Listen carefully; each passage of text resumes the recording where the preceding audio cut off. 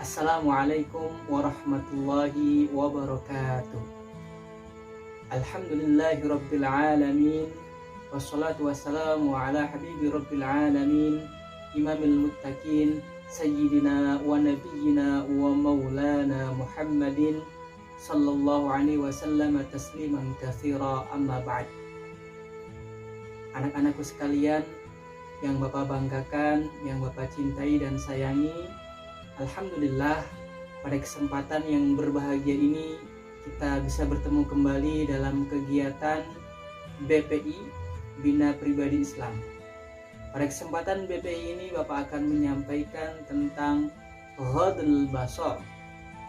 Apakah itu Ghadul Basar? Pasti penasaran kan? Oleh karena itu silakan simak videonya sampai selesai. Ghadul basar adalah menundukkan pandangan. Ada beberapa poin yang ingin Bapak sampaikan. Yang pertama, definisi ghadul basar. Yang kedua, manfaat menjaga pandangan.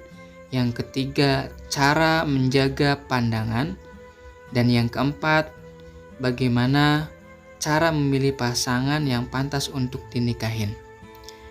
Poin yang pertama, pengertian ghadul basar ataupun menundukkan pandangan. Menundukkan pandangan bukan berarti harus menundukkan kepala sehingga tidak fokus dalam berjalan, atau memejamkan mata hingga tidak melihat sama sekali. Secara bahasa, ghadul basar berarti menahan, mengurangi ataupun menundukkan pandangan. Jadi, ghadul basar ialah menjaga penglihatan dan tidak dilepaskan ataupun diarahkan begitu saja tanpa kendali. Pandangan yang terpelihara adalah apabila seseorang memandang sesuatu yang seharusnya dihindari untuk dilihat dan menghindari memandang terlalu lama. Contohnya, ketika kita melihat seorang wanita cantik yang tidak memakai jilbab. Nah, itu kan sesuatu hal yang tidak diperbolehkan ya. Nah, singkatnya apa? Yaitu kita harus bisa mampu menahan dari apa yang diharamkan oleh Allah Subhanahu wa taala dan Rasul-Nya. Poin yang kedua yaitu manfaat menjaga pandangan. Banyak sekali manfaat ketika kita bisa menjaga pandangan.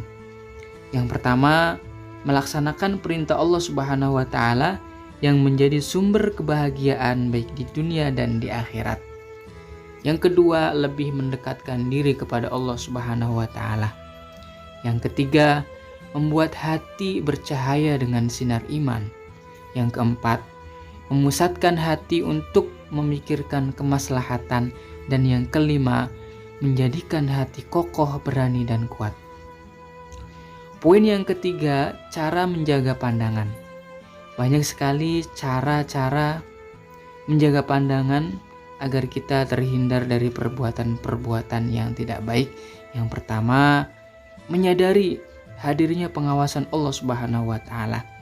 Kita yakin bahwasanya Allah itu adalah Zat yang Maha melihat, Zat yang Maha mendengar. Jadi kita selalu dalam pengawasan Allah Subhanahu wa taala. Yang kedua, memiliki rasa takut akan siksaan Allah Subhanahu wa taala. Karena sekecil apapun perbuatan dosa pasti nanti akan disiksa, akan diazab oleh Allah Subhanahu wa taala. Yang ketiga, menjauhkan diri dari semua penyebab pengumbar pandangan. Kita jauhin penyebab-penyebab yang bisa mengumbar pandangan. Yang keempat, meyakini manfaat menahan pandangan karena manfaatnya sangat besar sekali. Yang kelima, segera memalingkan pandangan ketika melihat yang haram. Yang keenam, memperbanyak puasa karena dengan berpuasa kita bisa menahan hawa nafsu kita. Yang ketujuh, bergaul dengan orang-orang yang soleh. Insya Allah kalau kita bergaul dengan orang-orang yang soleh, kita pun akan terbawa solehnya. Dan yang kedelapan, selalu merasa takut dengan su'ul khotimah, yaitu meninggal dalam keadaan yang tidak baik. Poin yang keempat, yaitu bagaimana cara mendapatkan pasangan yang pantas untuk dinikahin.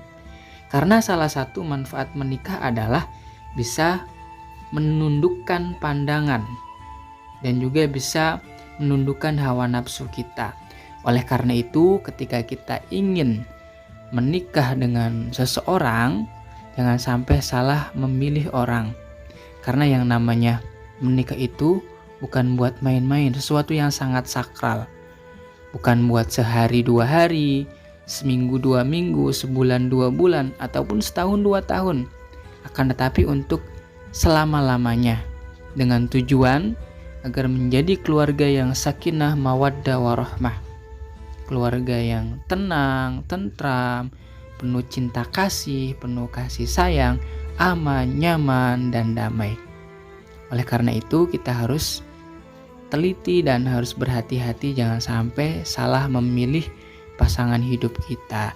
Sebagaimana yang disabdakan oleh Rasulullah SAW yang diriwayatkan Abu Hurairah radhiyallahu anin Nabi sallallahu alaihi wasallam qala tunkahul mar'atu li arba'in limaliha walihasabiha walijamaliha walidiniha fazfar bizatid dini taribat syadak.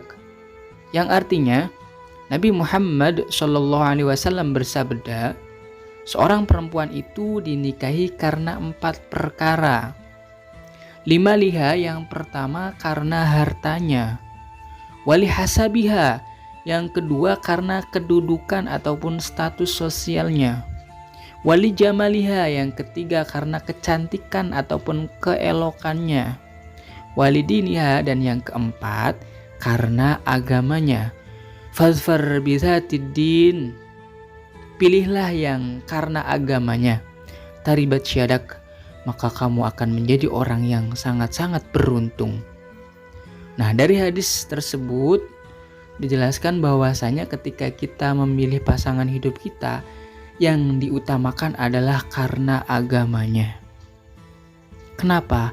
Karena kalau kita hanya memilih karena hartanya saja, kedudukannya saja, status sosialnya saja, ataupun karena kecantikannya saja, semua itu seiring dengan berjalannya waktu pun terus berjalan, hari demi hari dilewati, minggu demi minggu, bulan demi bulan, bahkan tahun demi tahun pun kita lewati, semua itu pasti akan sirna, lenyap, dan binasa, dimakan oleh waktu. Akan tetapi kalau kita memilih karena agamanya, insya Allah akan tetap kekal abadi selama-lamanya hingga di yaumil akhirat nanti.